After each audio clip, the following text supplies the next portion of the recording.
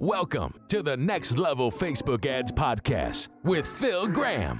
We help you master Facebook ads and give you an unfair advantage over your competition. Are you ready? Let's go. What's up, podcast family? Welcome to the Next Level Facebook Ads Podcast, episode 393. I'm Phil Graham. I'm so glad you're here because today I'm going to be talking about Facebook and Instagram ads on a budget. Any budget.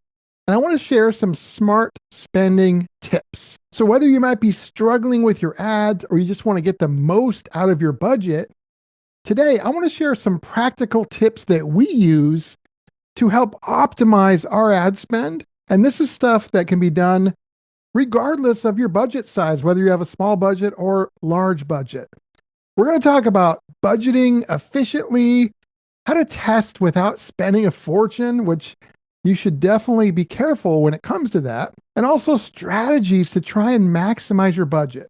And obviously, there's no easy buttons, there's no magic buttons, and there's no automatic guarantees of success when you're running ads. But using these smart spending tips have definitely helped us. I highly recommend that you guys check these out and use these as well. So I'm glad you're here. Welcome to the show this week. I'm so excited to share this stuff with you guys. This is one of the most common questions I get on a regular basis. And I've done episodes before about how to get the most out of a small budget and how to leverage a large budget. This is going to be more smart spending tips for either one. And some of this stuff I may not have talked about before. So it should be some good stuff for everybody. Now, before we jump into these tips, if you guys are looking for any one-on-one coaching or consulting so you can actually learn ads or improve, maybe you already know what you're doing, but you want to take it to the next level. Consulting one-on-one is a great way to learn. Or maybe you just want to have somebody run those ads for you so you don't have to worry about it. For either one of those things, feel free to get in touch. philgrahamdigital.com is my website, or you can DM me on Instagram at philgrahamdigital. We can hop on a short Zoom call, and I would love to connect with you. So let's jump in and talk about these smart spending tips. Now, as usual, when it comes to ads and especially budgets and spending money, there's always lots of variables. So I'm going to give some things that I recommend, but it may not work or be specific to every situation or every advertiser. Sometimes I'll work with an advertiser and we have to do something a little bit different. So keep that in mind. But in general, these are some pretty smart spending tips that I do recommend overall. And of course, test them and see if they work for you. So number one, I think it's really important to set very clear and specific goals that are really based on how much of a budget you have. So if you have a small budget, which I would consider, and that's relative. I mean, you could ask 1,000 people what a small budget is, and you're probably going to get so many different answers. In my opinion, a small budget would be anywhere from like $0 to maybe $1,000 a month, maybe $1,500, somewhere around there. And then a larger budget would be above that. And we've worked with clients that spent $5 a day. We work with clients that have spent hundreds of thousands of dollars a month or more. So very large budgets, small budgets, and a lot of people in between. And there's not just one way of doing things. You really do have to focus on what your budget size is. But for small budgets, what I recommend is not spreading yourself too thin. If you don't have a whole lot to work with, I recommend focusing on one specific platform and really one specific goal.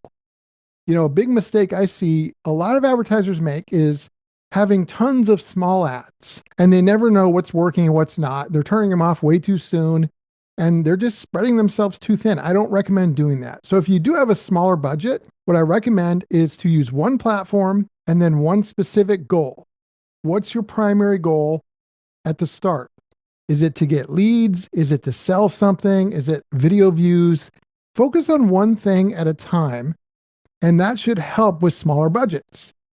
Now, if you have a larger budget, obviously you can set some different goals. I would recommend using a variety of objectives and having some large audiences, small audiences, and even some additional platforms. Like a lot of people don't realize that we also run ads on Google and YouTube and TikTok and Pinterest and other platforms. Even though Facebook and Instagram are by far my favorites, sometimes it's good to have ads on additional platforms, especially if you have a large budget in addition to what you're doing with Meta. So the key here is to set these specific goals based off of your budget size, be realistic, and that should help. Tip number 2 is my recommended budget allocation, which is how much I would recommend spending on cold traffic versus warm. This is one of those things that could vary big time based off of your individual situation. I mean, all of these things could vary, but this one can vary probably more than most. What you do is going to be very different than what somebody else might do here.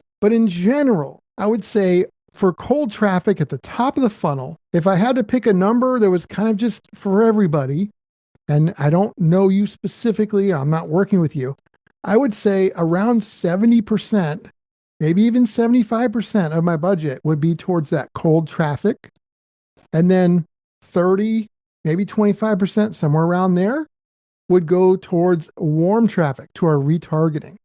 I might even go 80-20. And it depends on the client. There's lots of variables here, but I would recommend somewhere in that range, 70 to 75% cold traffic, 25 to 30% warm traffic for that budget allocation. Tip number 3 is for both types of budgets, I really recommend prioritizing some audience segmentation, either instead of or in addition to large, broad audiences. So I do like large audiences, Advantage Plus audiences, lookalikes, things like that. But a lot of people are saying that that's all you need and that's all that works, which I completely disagree. I've got a lot of data that shows that segmented audiences can work well, and sometimes they work a lot better than large, broad audiences. Other times they don't, and that's why we love testing all that stuff. But I would recommend prioritizing your testing to some segmentation, because when you segment an audience in it and you condense it down to a very specific avatar or type of person with certain interests and behaviors, that's really precise. And then your spending is precise. You can get more out of that money sometimes because you're very focused on one specific type of person. And then guess what?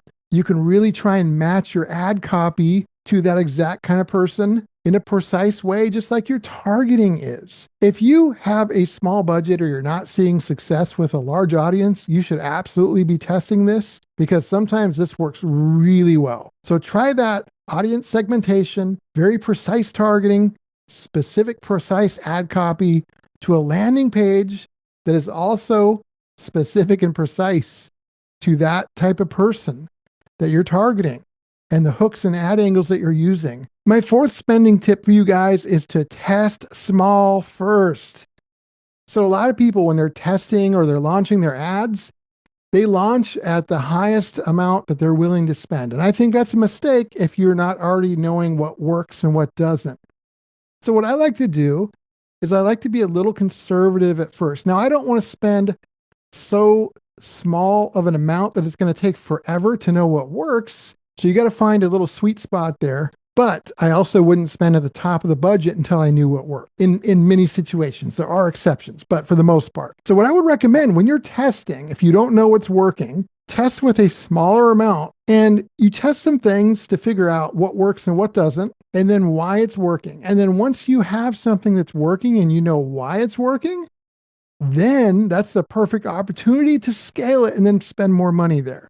So testing small first with less money and then putting more money on there if and when something does good is something that can be really smart and a great way to really allocate your budget. And the last few tips, number 5, I recommend leveraging what I call one thing testing. So a lot of people, when they're testing, they make the mistake of having way too many variables. Let's say you've got 2 ads running and you're testing, but there's like 7 differences between those 2 ads. You're never going to know why one worked better than the other, or why they both didn't work or they both did work, because there's too many variables.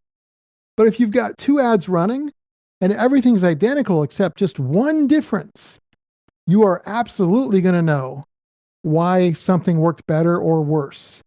And that's really important information that you can use not only now, but for future ads. Now, you can test more than one thing at once because you can run more than 2 ads. You could run 4 ads and test 2 things at a time, and so on. But for every 2 ads you're running, if you're testing Make sure you're only testing one thing. Remember, one thing testing. And then always know why something didn't work or why it did work. Not just that it did or didn't, but why. And tip number 6, optimizing ad placements. This is really cool too. Now, a lot of our ad placements are going everywhere. They're automatic. We usually use that Advantage Plus audience placement. But in the ad data itself, you can do a breakdown and you can see if certain placements are having better success than others. And let's say you've got a placement. Maybe it's like Instagram Reels, or it's stories, or it's the mobile feed, whatever the case may be. If you've got 1 or 2 placements that are absolutely crushing it and overperforming, then you might want to run a test ad that only goes to those placements. And that's something that could be very interesting and sometimes can work really well. So make sure you guys are optimizing your ad placements. And then last but certainly not least, number 7, I recommend that you guys repurpose any high-performing ads and or content. So anytime you have an ad creative or ad copy or hooks, etc., that have worked really well, or even an organic post that works really well, those are things that can be great as ads. If they've already been an ad, then what I want you to do is to send those to additional audiences. Repurpose that same thing that's done well to a different audience that you haven't tested. Another great way to repurpose something is use a great creative. So let's say you had a great creative that worked really well, and you've pretty much used it with every audience you can think of. Then think about, what about that creative made it great? Was it the ad copy? Was it the hook? Was it an image or a video?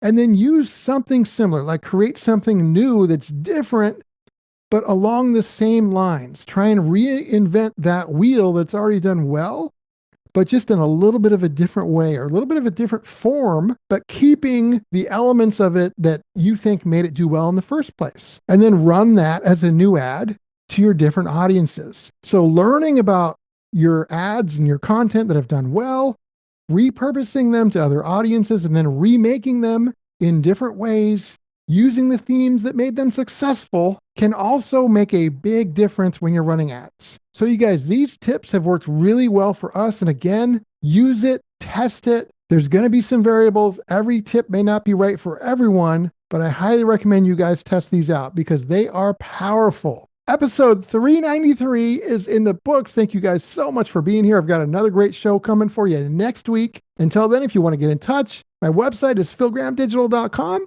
or you can DM me on Instagram at philgrahamdigital, and I'll talk to you on next week's episode. Peace out. Thanks for listening to the Next Level Facebook Ads Podcast. Please remember to subscribe and share this with all your friends. For show notes, more tips, and to learn more about Phil, please visit philgrahamdigital.com/podcast.